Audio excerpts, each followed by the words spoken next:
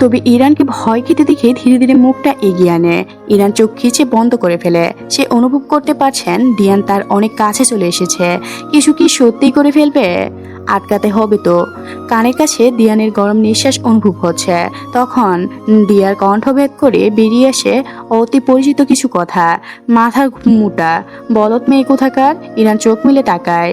দিয়ান তার মাথায় একটা খাট্টা মেরে বলে, অসভ্য বেয়াদব মেয়ে তুমি। বিয়ের প্রস্তাব দিলাম তখন সিদ্ধান্ত জানালে না, এখন খালি করে ডাকছো কেন? লজ্জা করে না তোমার? এই মেয়ে কি ভেবেছো তুমি? তোমার মতামতের তোয়াক্কার কি আমি? বিয়ে তো আমি তোমাকেই করছি, শুধু তোমার ভাইয়ের সুস্থ হওয়ার অপেক্ষা। দরজাটা আটকাও না। কথা শেষ করে দিয়ান দরজা খুলে বেরিয়ে যান। ইরান বড় করে নিঃশ্বাস ফেলে। এতক্ষণ যেন দম আটকে বসেছিল। দিয়ান যেতে সে তাড়াতাড়ি দরজা আটকে নেয়। রুমে গিয়ে বিছানায় উল্টো হয়ে শুয়ে পড়ে। ইস, এত লজ্জা লাগছে কেন? এমন লজ্জা তো স্যারকে আর কখনো ঘুরে যায়নি। তার তো ইচ্ছা আরো কিছু দিন এমনি ঘুরে ফিরে তারপর বিয়েতে সম্মতি জানাবে। এর আগে তো লজ্জা পেলে তো প্ল্যান বুলডুট হয়ে যাবে। মাকে ফোন করে জানাতে পারে তিনি ইমনকে নিয়ে বাজারে গিয়েছেন। তা শুনে ইরান একটু রাগ করেন। তিনি বললেন, এই দিয়ান আসবে বাসায়, ওকে খাবার দিয়ে পাশের রুমে থাকতে দেশ। সারা রাত ঘুমায়নি ছেলেটা, ঘুমাবে একটু। এখন আসছে বলছে। উনি এসে উল্টো ঘরে চলে গিয়েছেন। তোমরা তাড়াতাড়ি আসো, আমি একা বলে বাসায় আসবে না বলে গিয়েছে। স্যার, শ্যাম আর তার বোনের খবর পাচ্ছে না। গত রাতে আমি বলেছিলাম আমাদের গেস্ট হাউসে থাকতে, তারপর আর খবর পেলাম না। কি বলছো তুমি? রুবেল, তোমায় আমি দায়িত্ব দিয়েছিলাম তো, যা যা দিতে বলেছিলাম দিয়েছো তো? দুঃখিত স্যার, এর আগে তারা চলে গিয়েছে। পিয়াস বিরক্তিতে চোখ বন্ধ করে নেয়। শ্যাম ছেলেটা এত অবুঝপানা করলো কেন? কোথায় গেল ছেলেটা? ছোট্ট বোনটাকে নিয়ে এখন কোথায় যাবে? পিয়াসের চিন্তা পড়ে যায়। তখন কানেক্টমেন্ট থেকে কল আসে। জানানো হয় আফতাব হোসেনকে গ্রেফতার করা হয়, তারা সক্ষম হয়েছে। সে রাতারাতি দেশ সারানোর পরিকল্পনা করেছিল, তবে যথাসময়ে তাকে আটক করা সম্ভব হয়েছে। পিয়াস যেহেতু ওই অপারেশনের অন্যতম মেজর ছিল, তাই তাকেও সকল দায়িত্ব জানানো হয়। এখন আলতাফকে জোর করে সকল তথ্য বেরিয়ে আসবে। যারা এসব কুকর্মে লিপিবদ্ধ থাকে তারা একের অপরের সাথে কানেকশন থাকে। তাই আশা রাখা যায় আফতাব থেকে বাকি ক্রিমিনালদের পরিচয় জানা যাবে। এসব নিয়ে কথা বলার পর্যায়ে পিয়া চুপচাপ বসেছিল। রুবেল আসার সময় কিছু ফুড এনেছে পিয়াসের জন্য। পিয়া সেই সব কেটে রুবেলকেও খেতে বলে। তবে স্যারের সামনে রুবেল প্রসায়নুল বজায় রাখে, খায় না। তবে তার তথ্য শেষ হলে সে চলে যায়। এখন তাকে কানেক্টমেন্ট যেতে হবে। আফতাবকে জিজ্ঞাসাবাদের সময়টা সেও সেখানে উপস্থিত থাকবে। রুবেল চলে যেতেই দিয়া বলে, ভালো হয়েছে শ্যাম লোকটা চলে গিয়েছে, এখন অন্তত আমার বোনটা ভালো থাকবে। পিয়াস একটু রাগে দৃষ্টি নিক্ষেপ করে বলে, মাথা ঠিক আছে তোমার? প্রেমটা কি শ্যাম একাই করেছিল নাকি তোমার বোনের সাথে দিয়েছিল তাতে? এখন শ্যামকে একা একা দোষ দিচ্ছ বারবার। পিয়া চমকে উঠে বলে, আপনি সেই ছেলেটার জন্য আমার ওপর রাগারাগি করছেন?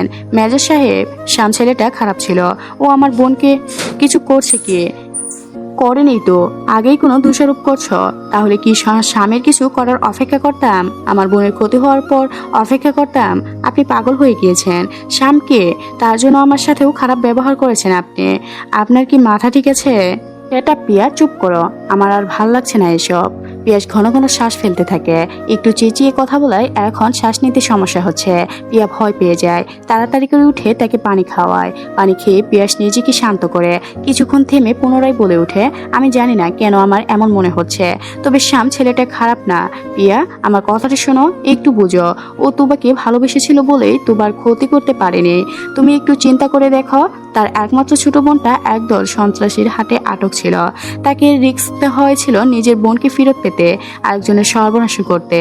এমন পর্যায়ে কোন ভাইয়ের মাথা ঠিক থাকে বলতে পারো? সে কাজটা না করলে তার বোনকে সারা জীবনের জন্য হারাতো। কিছুটা থেমে পুনরায় বলে, শ্যামর মাথাও ঠিক ছিল না। সে বোনের চিন্তায় এমন একটা কাজ জড়িয়ে পড়তে গিয়েছিল, কিন্তু শেষ পর্যায়ে ঠিক নিজেকে সামলিয়ে নিয়েছে। তুমি জানো, ছেলেটা নিজেকে শেষ করে দেওয়ার পায়তাও করেছিল। ভেবেছিল বোনকে আর ফেরত পাবে না, আর না পেলেও নিজেকেও শেষ করে দিবে। কি ভয়ানক সিদ্ধান্ত নিয়েছিল ভাবতে পারছো? এই ছেলেটাকে তুমি খারাপ বলছো কিভাবে? যে ভালোবাসার কথা ভেবে নিজেকে খারাপ কাজ থেকে সরিয়ে নেয়, তার ভালোবাসার পরিপূর্ণ তুমি অনুমান করতে পারছো? পিয়া পিয়া কিছুটা বলতে পারে না, শুধু মাথা নিচু করে রেখে চোখের পানি ফেলতে থাকে। চোখের সামনে ভাসে পিয়ার মাখামাখি রোদ। এতক্ষণে নিজের বোনের কথাই চিন্তা করছিল। একবারও মাথায় আসেনি এই বাচ্চা মেয়েটার অমন খারাপ জায়গায় কিভাবে এতদিন সার্ভাইভ করলো। সে এবার ফুপিয়ে উঠল। আমি ভুল বুঝেছি, আমাকে মাফ করুন। সামান্য খোঁজ পাওয়া যাবে না বলুন? আমি তো ওনাকে মেরে ফেলেছি। বড় ভাইয়ের মতো লোকটাকে আমি আঘাত করেছি। আমাকে ক্ষমা করবেন না উনি। মেজর সাহেব, ওনাকে খুঁজে বের করুন না। আমি ক্ষমা চাইবো ওনার কাছে। পিয়া, শান্ত হও, আমি চেষ্টা চালাবো। তবে একটা জিনিস জানো তো, সে হারিয়ে যায় তাকে খুঁজে পাওয়া সম্ভব, তবে নিজের থেকে লুকিয়ে পড়ে তাকে খুঁজে পাওয়া কখনোই সম্ভব না। আপনি কি বলতে যাচ্ছেন? শ্যাম নিজে থেকেই লুকিয়ে পড়েছে, সে আমাদের আর দেখা দিতে যাচ্ছে না। এটা তো আমার কথাতেই না। আমিই খারাপ। আমি কেন ওনাকে চলে যেতে বললাম? পিয়া, নিজেকে দোষ দেওয়া বন্ধ করো। তুমি তোমার বোনের কথা চিন্তা করে এমনটা করেছ। এখানে তোমারও কোনো দেশ নেই। কান্না করবে না। শ্যাম যদি নিজে থেকে দেখা দিতে চায় তবে তাদের আমি অবশ্যই খুঁজে পাবো। পিয়া তখনও মাথা নিচু করে বসেছিল। পিয়াস একটা দীর্ঘশ্বাস ফেলে বলে, এদিকে আসো পিয়া, আমার কাছে আসো। পিয়া মাঝে কোনো হেলদুল দেখা যায় না। এতে পিয়াস উঠে বসতে গিয়ে একটু ব্যথা পাওয়ার ভঙ্গি করে। এতে পিয়া চমকে উঠে তড়িঘড়ি করে এগিয়ে আসে। কোথায় ব্যথা পেয়েছেন? একা একা উঠতে বসতে গেল কেন? অনেক ব্যথা পেয়েছেন? ডক্টরকে ডাকবো? বুকে ব্যথা বউ? তোমাকে কাঁদতে দেখলে আমার বুকের মধ্যখানে ভীষণ ব্যথা হয়। এই ব্যথা তুমি ছাড়া কেউ কমাতে পারবে না। পিয়া নাক টেনে বলে, মিথ্যা অভিনয় করে আমাকে ডেকে আনলেন না? উফ, সত্যিই ব্যথা। একটু স্বামীকে আদর করলে কি হয়? নেহাত অসুস্থ হয়ে বেরিয়ে পড়ে আছে, নয়তো কি এখনো এমন দূরে দূরে থাকতে পারতে নাকি? দূর থেকে আরো কষ্ট দাও আমায়, কাছে এসে একটু আদর করে দাও। পিয়া ঠোঁট উল্টে তাকায়, তবে পরক্ষণে পিয়াস অবাক হয়ে তার কপালে ছোট্ট ছুঁয়ায়, তারপর দুলগায়ে ঠোঁট ছুঁয়ে ছুঁয়ে ছুঁয়ায়। পিয়াস আঁকড়ে ধরে তাকে, এতক্ষণে যেন শান্তি ফিরে পেল। পিয়া স্বামীর বুকে মাথা রাখে, খুবই সাবধানে, যাতে তার আঘাত আর কোনো চাপ না লাগে। পিয়াস আস্তে করে বইয়ের মাথায় হাত বুলিয়ে দিতে থাকে। পিয়াস তার অফিসারের সাথে কথা বলে। ক্যান্টনমেন্ট থেকে তাকে ছুটি দেওয়া হয়। সম্পূর্ণ 1 মাসের ছুটি পায় সে। অপারেশনটা অন্যতম লিডিসি থাকলেও আর অন্যান্য মেজররাও ছিল, তাই এই কেসের বাকি বিষয়টুকু তারাই সামলে নেবে। যেহেতু পিয়াসের আঘাত আঘাতপ্রাপ্ত, তাই সে রেস্টের প্রয়োজন। তাছাড়া সে আগে থেকেই ভাবছিল এবার মাসখানেকের ছুটি কাটাবে, তাই এই সুযোগে হাতছাড়া করা ঠিক নয়। বিয়ের পর বউ, পারিবারিক সমস্যাও সময় দেয়নি। তাছাড়া আরো বড় বড় কিছু কাজও আছে। সব মিলিয়ে পিয়াসের জন্য এই ছুটিটুকু গুরুত্বপূর্ণ। ছুটি মাত্র পাওয়ায় সে ডাক্তারের সাথে কথা বলে ডিসচার্জের ব্যবস্থা করে। তবে তার আঘাতটা যেহেতু একটু গুরুতর, তাই তাকে একটু ছুটি দিতে রাজি হয় না। অত্যন্ত আরো 2 দিন ডক্টরের অপারেশনতে থাকতে হবে। সব ঠিকঠাক দেখে তারপর তার ছুটির ব্যবস্থা করা হবে। এতে পিয়াস একটু বিরক্ত হয়ে বটে। এভাবে শক্তপোক্ত একজন পুরুষ হয়েও হসপিটালে অসুস্থর মতো পড়ে থাকা বড্ড কষ্টকর। তাই সে ডক্টরকে একটু মানানোর চেষ্টা করে। তবে ডাক্তার একটু ভ্রু কুঁচকে কিন্তু শান্ত গলায় বলেন, মিস্টার পিয়াস, এখনো অসুস্থ আপনি। এই অবস্থায় তাড়াহুড়া করে ডিসচার্জ নেওয়া মোটেও ঠিক হবে না। আপনার ইনসুলিনগুলো বাহির থেকে যতটা হালকা মনে হচ্ছে, ভিতরের কিন্তু ততটাই নয়। আমরা যদি এখন আপনাকে ছাড়ি, পরে জটিলতা হলে সেটার দায় কে নেবে বলুন তো? একটু থেমে ফাইলটা উল্টে দেখে আবার বলেন, অন্তত আরো 2 দিন আপনাকে এখানে থাকতে হবে। নিয়মিত ড্রেসিং শুধু আর রেস্ট, এই 3টা জিনিস একটু অবহেলা করা যাবে না। আপনি আর্মি অফিসার, নিশ্চয়ই ডিসিপ্লিনের গুরুত্বপূর্ণ বুঝেন। নিজের শরীরের ক্ষেত্রেও এই একই প্ল্যান করুন। পিয়াস একটু মুখ থতমত করে বসে থাকে। ডক্টর পিয়ার দিকে তাকিয়ে মৃদু হেসে বলেন, আর মিসেস, আপনি খেয়াল রাখবেন রোগী যেন বেশি নড়াচড়া না করে। জেদ করলে কিন্তু একদম শুনবেন না। ডক্টর তার পরামর্শ দিয়ে চলে যান। ডক্টর চলে যেতেই পিয়া মুখ চেপে হেসে ফেলে। শুনলেন তো, জেদ করলেও শুনবো না কিন্তু। পিয়াস কপাল কুঁচকে তাকায়, গম্ভীর থাকায় বান করে বলে, তুমি তো এমনিতে শোনো না, এখন আবার লাইসেন্স পেয়ে গিয়েছ। পিয়া ভ্রু নাচিয়ে বলে, অবশ্যই। এখন থেকে আপনি আমার ফুল টাইম রোগী, বুঝলেন? ডক্টররা যত ওষুধ দিক, আমার আসল ওষুধ তো তুমিই বউ। বাসায় চলে গিয়ে ওই বিশেষ ওষুধ সেবন করলে আমি দ্রুত সুস্থ হয়ে যাব। দেখো, চুপ, আর ভালোবাসা দেখাতে হবে না। এখন আমি যা যা বলবো সব শুনতে হবে। পিয়াস দীর্ঘশ্বাস ফেলে কেমন অসহায় সুরে বলে ওঠে, মেজর হয়ে শেষমেশ নিজের বউয়ের কাছেই বন্দী হলাম দেখছি। হায় রে ভাগ্য। পিয়া খিলখিল খিরে হেসে ওঠে। সে কিছু ফল কেটে সামনে দেয়। তখনই কেবিনের দরজা ঠেলে ইমন ভিতরে আসে। ইরান লাফিয়ে এসে ভাইয়ের পাশে বসে। পিয়াসকে দেওয়া ফলের টুকরো নিজের মুখে পুড়ে নেয়। কেমন আছো ভাইয়া? ব্যথা কি এখনো? ঠিক আছে আমি। আম্মু কোথায়? আসতেছে দিয়া স্যারের সাথে। ইমন এসে ভাইয়ের পায়ের কাছে বসে। পিয়াসের পরনে লুঙ্গি পরা ছিল। সে এক পাশ থেকে পায়ের আঘাত পর্যন্ত লুঙ্গি তুলে দেখতে থাকে। একটু আগেই আঘাত মাথাতে ড্রেসিং করে ব্যান্ডেজ মুড়িয়ে দেওয়া হয়েছে। ইমন হঠাৎই ফিক করে হেসে ফেলে। পিয়াস ব্রুকুসকে তাকিয়ে বলে, তুমি না লুঙ্গি পরতে পছন্দ করো না? হে হে, এখন সেই লুঙ্গি পরতে হলো? তোমার লুঙ্গিতে দেখে আমার খালি হাসি পাচ্ছে। ইরানও হাসতে থাকে। ভাই বোনের হাসি মুখ রেখে পিয়াস একটু শান্ত লাগে। এই মুখগুলোই তো সর্বদা মিস করে। তখনই দিয়ার সাথে সুমাইয়া বেগম আসেন। ছেলের সাথে কথা বলে তিনি দিয়ার কাছে যান। মেয়েটা সারা রাত দিন রাত হসপিটাল থেকে সেবা করছে, চোখ মুখের চেহারা বেহাল। পিয়াকে বললেন, আজকে রাতে আমি এখানে থাকি, তুমি গিয়ে বাসায় একটু শান্তিতে থাকো। এখানে তো তোমার ঘুম হওয়ার সমস্যা হচ্ছে। না আম্মু, আপনারা এমনি কোমরের সমস্যা আছে, আপনি এখানে থাকতে পারবেন না। তাছাড়া এখানে আমার কোনো সমস্যা হচ্ছে না, আমি একদম ঠিক আছি। দিয়ান বসে পিয়াসের সুবিধা অসুবিধা নিয়ে কথা বলছিল। তখন পাশে বসা ইরান ইমরানকে বলেছিল এখনকার সুন্দর সুন্দর জায়গাগুলোর কথা। সে নাকি ফোনে দেখছে এখানে কত সুন্দর সুন্দর ঘোরার জায়গা আছে। তার অনেক ইচ্ছা ছিল এসব জায়গায় ঘুরে দেখার, কিন্তু ভাইয়ের অসুস্থতার জন্য পারছে না। তার আফসোসের কথা পিয়াসের কাছেও কানে আসে।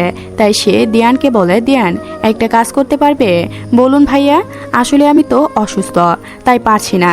আমি রুবেলকে বলে দিব তুমি আম্মু ইমনকে নিয়ে একটু আশেপাশে ঘুরিয়ে আনো। মেয়েটা অনেক শখ এখনকার জায়গাগুলো ঘুরে দেখার। এখন এসেও না ঘুরতে পারলে সারাক্ষণ এই আফসোসটা করেই যাবে। জানোই তো ইরন কেমন। দিয়ান হেসে ফেলে, ঠিক আছে ভাইয়া, আপনি ভাববেন না, আমি সাথে থেকে আশেপাশটা ঘুরে আনবো। এমন কথা আমি পিয়া থেকে সবটা শুনেছি। আমি সিদ্ধান্ত কিন্তু এখনো জানানি। আর এইটা নিশ্চয়ই জানো, আমার সিদ্ধান্ত ছাড়া আমার পরিবারে কিছুই হবে না, তাই সাবধানে থাকবে। দিয়ান একটু লজ্জা পায়। যতই হোক ছোট ভাই জবাই, আবার বয়সে তার বড়ই হবে। তাই সে এক হাতে ঘাড় চোখ বলে, আমি সাথেই থাকবো বলছি, কাছে না। তাছাড়া আমি দূরত্ব বজায় রাখতে জানি। তোমার লাইফে নাকি টার্জিও ছিল না শুনলাম। দিয়ান একটা শ্বাস ফেলে বলে, ভুলে গিয়েছি আমি কিসের টার্জিও ছিল, তাও ভুলে গিয়েছি। আমার অতীত আমার ভবিষ্যতে প্রভাব ফেলবে না, কারণ আগেও আমি মধ্যবিত্ত ফ্যামিলি ছিলাম, এখনও তাই আছে। হঠাৎ আমার আঙুল ফুলে কলা গাছ হয়ে গিয়ে সমস্যা ছিল, যেহেতু আগের মতোই আছে তাই আর সমস্যা হবে না। গ্যারান্টি কি? আমি নিজেই অতীতের ময়লা আবর্জনা পুনরায় ফেলে আসে নিজের দায়িত্ব মাটিতে পুঁতে দেব। তবু আমার ভবিষ্যৎ আর নোংরা করতে দেব না। আর আমার বোনের সুখ, সেটা আমি নিশ্চয়ই করব, তাকে আমার মতো গড়ে নিব। তখন তুমিও স্বীকার করতে বাধ্য হবেন, ইরানের জন্য আমি একমাত্র যোগ্য ছিলাম। আমি অতীত বর্তিত আরও সাবধান হয়ে যাব ইরানকে সামলানোর। কনফিউজটা বেশি হয়ে গেল না? দিয়ান এবার বলে ওঠে, বেশি না থাকলে আপনার বোনকে সামলানো সম্ভব হবে না, অনেক ঘাটতেরা আছে। আপনি বড় ভাই হয়ে আর বই দেখায়েন না। ইরান জানতে পারলে সুযোগ পেয়ে আরও আমার অপরে আঙুল চড়ে নাচাবে। ভাই হিসেবে বোনকে প্রাধান্য দেওয়া আমার কর্তব্য নয়, কিন্তু যেভাবে দেখতে হলে আমি তো ভুল করে ফেললাম। আমার বোনের বিয়ের আগে আমারও উচিত ছিল ভালোভাবে ইন্টারভিউ নেওয়া। যেহেতু আমি কোনো বাধা দেইনি, আপনারও দেওয়া উচিত নয়। পিয়াস এতক্ষণে হেসে ফেলে। আসলে আঙুলটা নিজের দিকে ঘুরিয়ে আসলে থেমেই যেতে হয়। তবে এইটুকু কথার মাঝে এটা সে বুঝে গিয়েছে, ইরানকে সামলানো দিয়া ছাড়া আর কাম্যকরু নয়। আপাতত ছুটি হোক, বাড়ি ফিরুক। যেহেতু ইরান ছোট, তাই বিয়ের বাঁধন বেঁধে রাখা ভালো হবে, কাবিন করিয়ে রাখা হবে। তারপর এসএসসি শেষ হলে বিয়েটা হবে। আর রইল ইমন, তার হাতে এখনো অনেক সময় আছে। ছেলে মানুষ সে, তাকে প্রতিষ্ঠিত হতে হবে, তারপর তার ব্যবস্থা করা যাবে। আপাতত যেভাবে আছে সেভাবে চলতে থাকুক। পিয়া সম্পূর্ণ কেবিনের দিকে তাকায়। একপাশে মার বউকে কিসব নিয়ে গল্প করছে, অন্যদিকে ইরান ইমন দুটো বসে খুনসুটি করছে, কিসব নিয়ে হাসাহাসি করছে। আর দিয়ানও সেদিকে তাকিয়ে আছে। এমন সুখী পরিবারের অংশ দেখে পিয়াস একটা কথাই বলতে ইচ্ছা হচ্ছে, জীবন সত্যিই সুন্দর। আজ মারা গেলে এই সুন্দর হাসি মুখটা গুলো পরক্ষণ করা হতো না। ছোট্ট ছোট্ট সুখগুলো তো জীবনের অংশ। এই সুখের মুহূর্তগুলো আছে বলেই তো জীবন এত সুন্দর। ক্যান্টনমেন্টের জিজ্ঞাসাবাদ রুমে আওতাফকে জিজ্ঞাসাবাদ করা হয়। প্রথমে সে স্বীকার কিছুই করতে চায় না, উল্টো নিজের সম্মান প্রতিপত্তর বাড়াই বোর করছিল। তবে তার সম্মানটা তার বিরুদ্ধে করে। তাছাড়া সে বুঝে গিয়েছে ইতিমধ্যেই তার সমস্ত অবৈধ কাজকর্মের তথ্য তারা পেয়ে গিয়েছে। সে এখান থেকে আর পার পাবে না, তাই সে সব স্বীকার করতে বাধ্য হয়। তবে তার দেওয়া তথ্যসমূহ সবই ঝাপসা ছিল। জানা যায় বিদেশের কোনো এক মাফিয়ার সাথে তার যুক্ত ছিল। আশেপাশে কয়েকটি দেশের সাথে সেই মাফিয়ার যোগাযোগ আছে। তাদের যোগাযোগের প্রধান কারণ হিউডিম ট্রাফিং। আফসাসহ এই নেটওয়ার্কের সংযুক্ত সবাই কাজ হলো তাদের প্ল্যান সম্পূর্ণ দেওয়া। তবে এখনও কেউ সেই মাফিয়া কিংবা তাদের সম্পর্ক কিছুই জানে না। সম্পূর্ণ আড়াল থেকে তাদের কার্যক্রম চলে, তাই কেউ সেই মাফিয়া সম্পর্কে কিছুই জানে না। এমনি কেউ এটাও জানে না লোকটি কোন দেশে, সে নারী না পুরুষ। কয়েকটা ধাপে ধাপে তাদের এই কার্যক্রম চলে। তাদের আদৌ সবটা আধোয়াশা থেকে যায়। শুধু জানা যায় আওতাবের সাথে যুক্ত এই নেটওয়ার্কের সদস্যের কথা। জানা যায় সমাজের সবার সামনে ভালো রূপ ধারণকারী কয়েকজন সমাজসেবীবাড়ির আড়ালে কেমন জঘন্য কাজে নিযুক্ত করেছেন। একে একে সবার তথ্য একত্রিত করা হয়। ইতিমধ্যে আওতাফের গ্রেফতার হওয়ার নিউজ প্রকাশিত হয়ে গিয়েছে। তার সাথে যুক্ত অন্যান্য সদস্যরা এখন সাবধান হয়ে যাবে। তাই দ্রুত সিদ্ধান্ত গ্রহণ করতে হবে। দেশের বাহিরের নেটওয়ার্কের মেন মাথাকে ধরতে না পারলেও দেশের ভিতরে অপরাধীদের উপড়ে ফেলতে হবে। তাদের কাজই তো দেশের সেবা করা। রাতের মাঝে একদল সেনা বেরিয়ে পড়ে পরিচিত অপরাধীদের আটক করতে। তখনই পিয়াসের ফোনে রুবেল কল আসে। রুবেল সকল তথ্য জানায় পিয়াসকে। সে অসুস্থ বিরুদ্ধে অংশগ্রহণ করতে পারেনি, তবে সব তথ্যই সাহায্য করেছে। তাই একজন অন্যতম টিম লিডার হিসেবে সকল তথ্য তাকেও জানানো হচ্ছে। পিয়াসকে ফোনের ব্যস্ততা পড়তে দেখে পিয়া বলে, এখানে বসেও কাজ নিয়ে ব্যস্ত পড়ছেন? আমার কাজ কি বলো? বউটা পাত্তা দেয় না, তাই তো কাজে ব্যস্ত থাকে। আর কি করলে আপনি সেটাকে পাত্তা দেবেন বলেন তো? সারাক্ষণ সাথে বসে আছে, খাবার খাইয়ে দিচ্ছে, শরীর মুথে দিচ্ছে, টাইম টু টাইম ওষুধপত্র দিচ্ছে। আর কি চান আপনার? আদর চাই, সেটাও তো দিলাম। কখন মনে পড়ছে না তো? আবার দিয়ে মনে করিয়ে দাও। আপনি না অতিরিক্ত অসভ্য। হসপিটালে বেডে থেকেও আপনার অসভ্যতা আমি যায় না। অসভ্য পুরুষ। ঘুরতে যাওয়ার কথা শুনে ইরানের খুশি আর দেখে কে? ইরানকে খুশি হতে দেখে দিয়ান নিঃশব্দে হাসে। সুমাইয়া বেগমকে যেতে বললেও তিনি রাজি হন না, বরং সেই সময়টাই তিনি ঘরে রেস্ট করবেন। তাই বাধ্য হয়ে দুই ভাই বোনকে নিয়েই দিয়ানকে বের ধরতে হয়। সঙ্গে সঙ্গে দেয় রুবেল। কথায় কথায় জানা যায় গতরাতে অপারেশনে আরও দুজনকে ধরা সম্ভব হয়েছে। আওতাবের থেকে পাওয়া তথ্য ভালোই কাজ দিয়েছে। ইরানের সেসব কথা নিয়ে কোনো মাথা ব্যথা নেই। সে সবার আগে তৈরি হয়ে বসে আছে। ইমনে যাওয়ার কোনো ইচ্ছাই ছিল না। তবে বোনটাকে দুটো ছেলের সাথে একা পাঠাতেও মন সায় দেয় না। যতই বিয়ে ঠিক হোক, বিয়ে তো হয়ে যায়নি। তার ওপর রুবেলের বা কতটা বিশ্বাস। তাই অনিচ্ছা সত্ত্বেও তাকেও তৈরি হতে হয়। রুবেল একজন গার্ডের মতো তাদের বিভিন্ন জায়গায় পরিদর্শন করায়। যেহেতু এই শহরে তারা নতুন, তাই কিছু চেনা নেই তাদের। রুবেল ঘুরতে ঘুরতে তাদের জায়গাগুলোর নাম পরিচয় জানায়। ইমনের কিছুই ভালো লাগছিল না, অথচ ইরান ছিল অনেক খুশি। মেয়েটাকে শোবার কথা মনে করিয়ে আরো কষ্ট দিতে চায়নি সে, কিন্তু নিজের ভিতরটাও আর সায় দিচ্ছে না। মনে পড়ছে এখনকার তো কোনো জঙ্গলে সুভার লাশ পাওয়া গিয়েছিল। পরিচিত শনাক্তের পর সুভার দেহটাও আর তাদের দেখার সুযোগ হয়নি। লাশবাহী ফ্রিজ গাড়ি করে তাকে সরাসরি গ্রামে নিয়ে চলে গিয়েছিল। সেই দিনের পর থেকে সুভার পরিবারও কোনো খবর পাওয়া যায়নি। যায় বা কিভাবে? তারা কিংবা কলেজে কেউ আর যোগাযোগ করেনি। হয়তো ক্লাসের সবাই ভুলে গিয়েছে। যারা মনে রেখেছে তারাও হয়তো কিছুদিন পর মেয়েটাকে ভুলে যাবে, কারণ সে তো কোনো মহৎ ব্যক্তি ছিল না। সে মহৎ কোনো কাজ করে গিয়েছে। নিহাত সাধারণ একজন স্টুডেন্ট ছিল, তাই তো তাকে ভুলে যাওয়া এতটাই সহজ। অথচ ইমন নিজে এখনো ভুলতে পারছে না। মেয়েটা মৃত্যুর পরেও যেন মাথার ভিতরে ঝুঁকে বসে আছে, সরতে চাচ্ছে না। আজকে পিয়াসকে দেখতে হসপিটালে পিয়ার মামা মামি এসেছেন। এই দুদিনের সময় পাননি বলে আসতে পারেনি, কিন্তু পিয়ার সাথে ঠিক কথা বলে খোঁজখবর রেখেছেন। ওনাদের সাথে আগে সুমাইয়া বেগম সাক্ষাৎ হননি, তাই এই প্রথম দেখা সাক্ষাৎ হলো। বইয়ের মামা হিসেবে বেশ পরামর্শ দিলেন তিনি। পিয়া মিট হেসে সবার সাথে কথা শুনতে থাকে। মূলত এভাবে অসুস্থর মাঝে হসপিটালে বেডে বসে থেকে পিয়াস মেজার কেমন যেন চৌড়া হয়ে গিয়েছে। তার মাঝে আবারও এত পরামর্শ শুনে মুখ গোমরা করে বসে আছেন। অসুস্থতা তো আর নিজে থেকে আনেনি, তাকে পরামর্শ দেওয়ার কি আছে? দেওয়া উচিত ছিল শত্রুপক্ষকে। আঘাত তো তারাই করেছিল।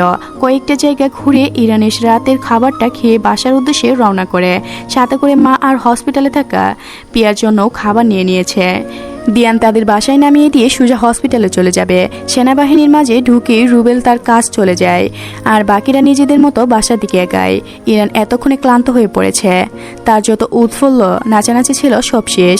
এখন সে বদ্রমেয়ের মতো ভাইয়ের হাত ধরে এগিয়ে যাচ্ছে, আর কত শত প্যাচাল পাচ্ছে। ইমন কানে ইয়ারফোন গুঁজে রেখেছে, তাই ইরানের কথাগুলো তার কানে যাচ্ছে না। ইরান সেটা খেয়াল না করলেও দিয়ানের চোখ পড়েছে, তাই সে মিটমিটিয়ে হাসছিল। ইমনের সাড়া না পেয়ে দেখে ইরন মুখ গোমরা করে হাত ছেড়ে দেয়। এতে ইমন কোনো হেলদুল না দেখে সোজা এগিয়ে যেতে থাকে। দিয়ান পাশে এসে একটু গলা খাকির দিয়ে বলে, আমার একটা হাত ফ্রি আছে, কিন্তু চাইলে ধরতে পারো। আমার ঠেকা পড়েছে আপনার হাত ধরতে। তাছাড়া ভাইয়া জানতে পারলে বকবে। কেমনে বকবে? ফিউচার হাজবেন্ড তোমার আমি, বর্তমান নত্য। যখন হবেন তখন দেখা যাবে। তার মানে তুমি সম্মতি দিচ্ছ বিয়েতে? আর সম্মতি না দিলেই বা কে? আমি জোর করে হলেও তোমায় নিজের করে নিতাম। ইস, লজ্জা করছে না ছাত্রীকে এসব বলতে?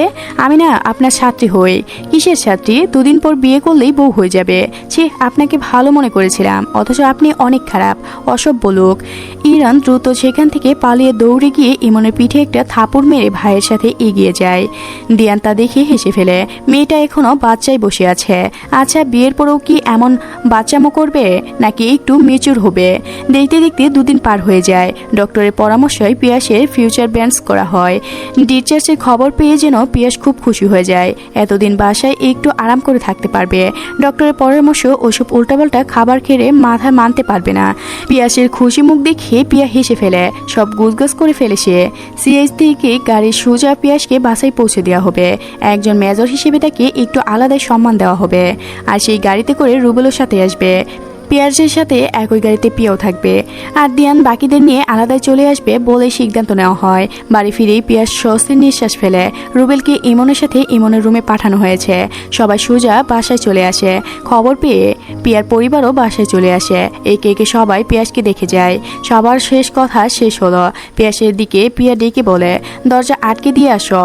কিসব পাগলের মতো কথা বলছেন? বাইরে কত মানুষ আছে, আর সেখানে আমি আপনার সাথে দরজা আটকে বসে থাকবো?